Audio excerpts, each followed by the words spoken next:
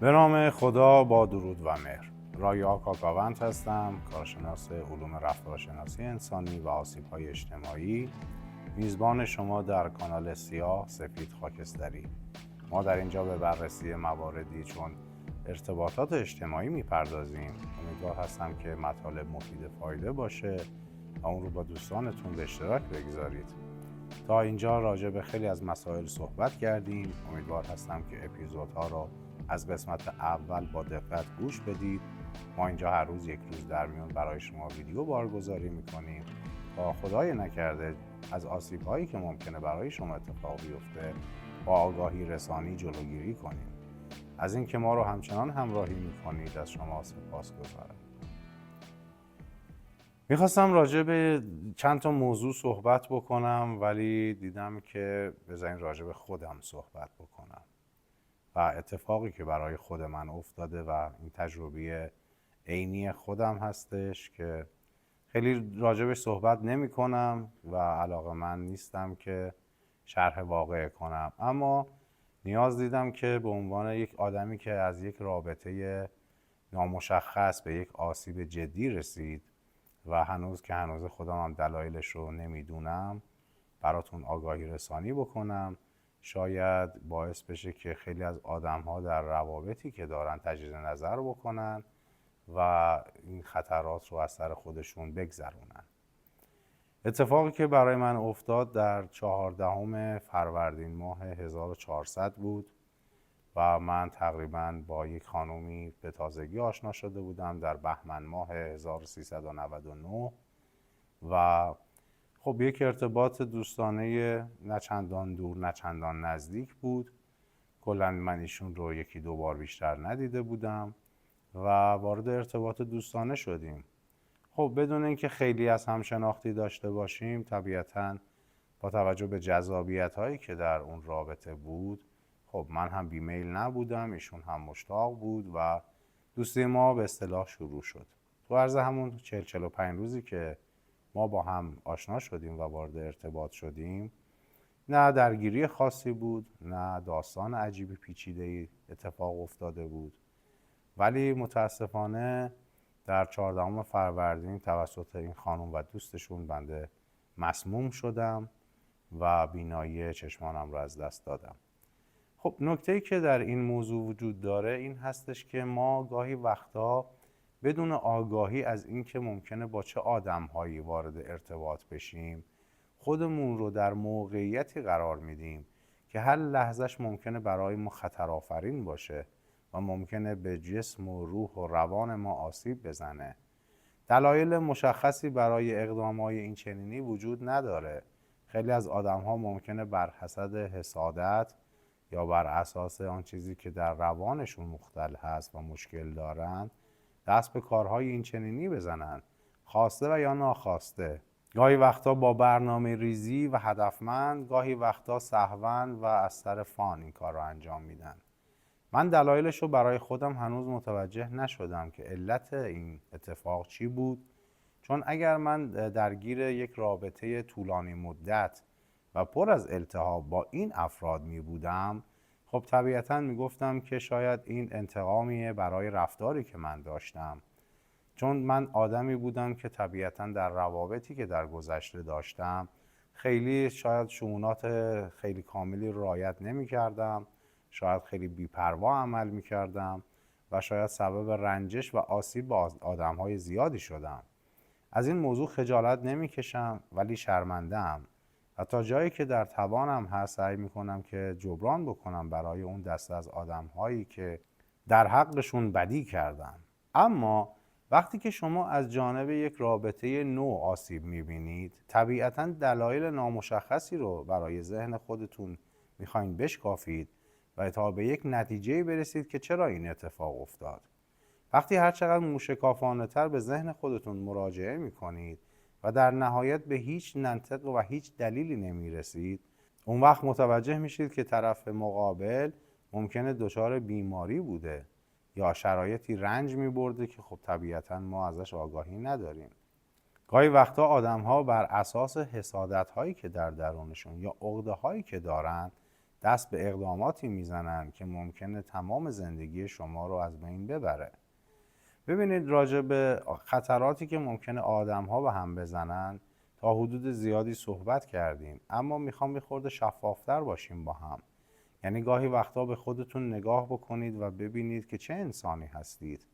آیا از اینکه یک نفر در کنار شما قرار میگیره این احساس رو دارید که اگر اون به موفقیت برسه شما به موفقیت رسیدید؟ آیا اگر اون آدم رو دوست داشته باشید اون آدم هم شما رو دوست داره؟ اگر برای شما احترام قائله شما هم به اون احترام میگذارید؟ و وقتی که وارد یک رابطه های ناشناخته میشیم، آیا بدون اینکه بدونیم اون آدم کیه خودمون رو در موقعیت های خطرناک با اون آدم قرار میدیم یا نه؟ حالا این اتفاق به عنوان یک پسر برای من اتفاق افتاد. ممکنه خیلی از دخترها متاسفانه وارد روابط ناشناخته‌ای میشن با آدم‌هایی که تقریبا یا معلوم الحال هستن یا آدم‌هایی هستن که حفظ ظاهر میکنن و بعد وارد یک جمعی میشن که خطرات بسیار بسیار خطرناکی ممکنه اونها رو تهدید بکنه. شما در قرارهای اول وقتی که کسی رو نمیشناسید سعی کنید در حریم خونه اونها ورود نکنید، چون اونجا برای شما یک مکان ناشناخته است. اگر جایی میرید حتما عزیزانتون رو مطلع بکنید یا حداقل یکی از دوستان نزدیکتون بدونن که شما با چه شخصی به کدوم آدرس رفتید، تا در صورت لزوم اگر اتفاق یا خطری شما رو تهدید کرد بتونن به داد شما برسن و یا بتونن شما رو پیدا بکنن. خب در اون تاریخ ممکن بود من بر اثر اون مسمومیت در همون لحظه جونم رو از دست بدم. خب طبیعتا نه دوستان نزدیک من نه خانواده من و هیچ کسی نمیدونست که من کجا هستم، پیش چه شخصی هستم، در چه موقعیت مکانی هستم و این اتفاق برای من افتاده. پس باید یادمون باشه که وقتی که با آدم‌هایی که نمیشناسیمشون وارد رابطه میشیم باید توجه داشته باشیم که هر چقدر که میتونیم اطلاعات کمتری به اونها بدیم و هر چقدر که میتونیم ازشون اطلاعات بیشتری بگیریم، مخصوصا دختر خانم ها. چون ممکنه شما وارد یک مکانی بشید که اون آقا ممکنه دوستانی هم داشته باشه که در اون مکان باشن و شما اونجا احساس راحتی نکنید و یا ممکنه در اونجا خطرات بسیار زیادی شما رو تهدید بکنه. از اینکه ممکنه شما رو به دامهای مختلفی بندازن و به شما آسیب بزنن، باید همیشه خودتون رو در موقعیت دفاعی قرار بدید. این به معنای این نیستش که ما راجع به همه آدم‌ها با دیده شک و تردید نگاه بکنیم، همه رو بد بدونیم. نه، این لزوم این هستش که ما آگاه باشیم. وقتی که ما آگاه باشیم طبیعتاً آگاهانه هم رفتار میکنیم. این باعث میشه که ما جلوی خیلی از آسیب‌ها رو بگیریم، آسیب کمتری به خودمون و خانوادمون بزنیم. وقتی که شما درگیر روابط ناشناخته میشید ممکنه اون آدم درگیر هزاران توهم، تروما و آسیب ذهنی باشه، اما در ظاهر خودش رو نشون میده. خیلی وقتا آدم‌ها معلوم الحال هستن، یعنی از نظر ظاهری، از نظر سوابق کیفری کاملا مشخصه که این آدم‌های شری هستن و آدم‌هایی هستن که خیلی قابل اعتماد نیستن. اما متاسفانه دختران زیادی هم جذب این آدم‌ها میشن، یعنی از این مرام و مسلک و از این منش لاتمعابانه اونها لذت میبرن و یا شاید دوست دارن که یک آدم قدرتمندی با این کیفیت اخلاقی و رفتاری حامی اونها باشه. من قضاوتی راجع به کسی نمی کنم، اما باید بدونیم آدم‌هایی که حفظ ظاهر میکنن بسیار آدم‌های خطرناکتری هستند. چون زمانی که یک نفر روی چهرهش زخمی داشته باشه یا از نظر ظاهری یا از نظر سوابق کیفری اون آدم خودش رو نمایش داده، هیچ ابا و ترس و پنهانکاری هم نداره راجع به اینکه شخصیتش مورد قضاوت قرار بگیره. اتفاقا این آدم‌ها خیلی صادقانه تر هستند، یعنی کاملا بر اساس ظواهری که دارن ماهیت اخلاقی خودشون رو به شما نشون میدن. اما باید از اون آدم‌هایی بترسین که خیلی ظاهر متفاوتی رو نشون میدن، خیلی شیک دارن برخورد میکنن، ولی در پس ذهنشون ممکنه شما رو به آسیب و خطر برسونن. من هرگز در زندگیم تصور نمی‌کردم که یک روزی از جانب یک همچین دختر خانومی مورد آسیب این چنینی قرار بگیرم. ولی خب شد. داستان این هستش که ما بر اساس فطریت ذهنی خودمون آدم‌ها را نگاه می‌کنیم. یعنی چون من آدمی هستم که هیچ وقت برای کسی بد نمیخوام، تصور میکنم که هیچ آدمی هم در دنیا برای من و دیگران بد نمیخواد. خب پس ما بر اساس آن چیزی که در درون خودمون هست آدم‌ها رو انتخاب میکنیم و یا قضاوت میکنیم. ممکنه بعد از مدت کوتاهی یا مدت زمان زیادی به ماهیت حقیقی آدم‌هایی که باشون در ارتباط قرار گرفتیم پی ببریم. ولی این آدم‌ها خودشون رو نمیتونن بیش از حد پنهان بکنن. مطمئناً بعد از اینکه شما با اونها وارد ارتباط میشید، وقتی که اونها رو در حقیقت در چالش‌های متفاوتی امتحان میکنید، اونها خودشون رو نشون میدن. از بددهن بودن آدم‌ها بترسید. از آدم‌هایی که در کلام محاوره‌ای روزانه‌شون از الفاظ رکیک استفاده میکنن، این رو مطمئن باشید که ممکنه روزی شما خطا به این القاب قرار بگیرید و این توهین‌ها رو به شما مستقیما بگه. پس بدونید که هر آدمی تا حدودی خودش رو به شما نشون میده. فقط ما باید دقت بکنیم که این آدم کی هست و چی هست. گاهی وقتا با یک کار ساده شروع میشه، با یک جر و بحث خیلی ساده شروع میشه و منجر به یک توهین کلامی میشه و بعد هم دلجویی میشه. اما اگر تکرار این موضوع ادامه دار بود، مطمئن باشید اون آدم مشکل داریه. نکته دومی که وجود داره، آدم‌هایی هستن که در این جر و بحث‌ها سعی میکنن که خودزنی بکنن یا به خودشون آسیب بزنن و توجیهشون هم این هستش که من به واسطه این که نمیخوام به تو آسیب بزنم، به خودم آسیب میزنم و خودم رو میزنم. که مطمئن باشید این هم یک نوع دغل‌کاری دیگه است.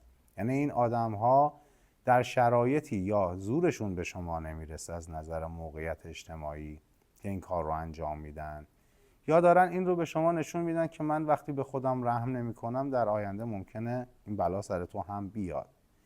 و این آدم‌هایی هستن که در دراز مدت یواش یواش با یک سری حرکات‌های کم شروع به برخوردهای فیزیکی میکنن تا جایی که درگیری‌ها به ضرب و شتم‌های پرخطر ختم میشه و آسیب دیدگی‌های زیاد.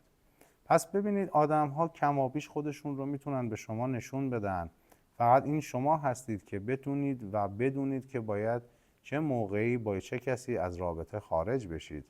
آدم‌ها میگم قبل از اینکه درگیر احساسات عاطفی بشید، احساساتتون رو درگیر بکنید، جسمتون رو درگیر یک رابطه عاشقانه بکنید، باید یک شناخت نسبی از طرف مقابلتون داشته باشید و اون هم این هستش که باید خودتون ببینید که اون آدم از خودش چه چیزهایی رو به شما داره نشون میده. فقط شما باید آگاهانه ببینید. اگر یک نفر روزی 200 بار موبایل زنگ میخوره، دلیل بر اینکه انسان شیطون یا خیانتکاری نیست. یا ممکنه یک نفر با یک زنگ در روز به شما 200 بار خیانت بکنه. پس میگم یه سری المان ها مشخصه. پس نباید راجع به یه سری چیزها خیلی کورکورانه عمل بکنیم، راجع به یک سری از آدم ها بی انصافانه قضاوت بکنیم. ولی اون آدمی که مشکل داره خودش رو به شما در نهایت به سادگی نشون میده. پس برای جلوگیری از آسیب‌های بیشتر و آسیب‌های مداوم باید بدونیم که داریم وارد چه ارتباطی با چه کسی میشیم. دلیل اینکه این همه من این موارد رو به شما تکرار میکنم برای این هستش که ما امروز در جامعه‌ای هستیم که از نظر ساختاری یه مقدار ساختار شکنانه داره عمل میکنه و داره خلاف جهت اصول اخلاقی که تا امروز ما باهاش تربیت شدیم یا آموخته شدیم عمل میکنه. این ریسک و خطراتی که برای نوجوانان ما هست باعث میشه که در آینده اون سامان و شیرازه‌ای که زندگی نیاز داره هرگز شکل نگیره و آدم‌ها به این روابط سطحی و متعدد عادت بکنن و این باعث میشه که جامعه ما یک جامعه پیر و ضعیف باشه. وقتی که آدم‌ها وارد ازدواج نمیشن، طبیعتاً فرزندآوری هم ندارن و طبیعتاً از نظر اخلاقی هم جامعه به انحطاط کشیده میشه. پس باید این نکته رو در نظر بگیریم که ما داریم با چه آدم‌هایی چه کارهایی رو انجام میدیم و قرار سرنوشتمون در نهایت چه باشه. چون قرار ما با این آدم ها زندگی بکنیم، در محیط های اجتماعی، در محیط های کاری، در روابط دوستانه و خانوادگی. و اگر هر کدوم از اینها آدم هایی به شدت آسیب دیده‌ای باشن، خب طبیعتاً همون رو که در درونشون هست رو به ما هم منتقل میکنن و از ما هم انسانهای افسرده، ضعیف و بیمار میسازن. امیدوارم هستم که در هر کجا که هستید براتون بهترین اتفاقات رقم بخوره. براتون بهترین ها رو آرزو میکنم. شاد و پاینده و پیروز باشید.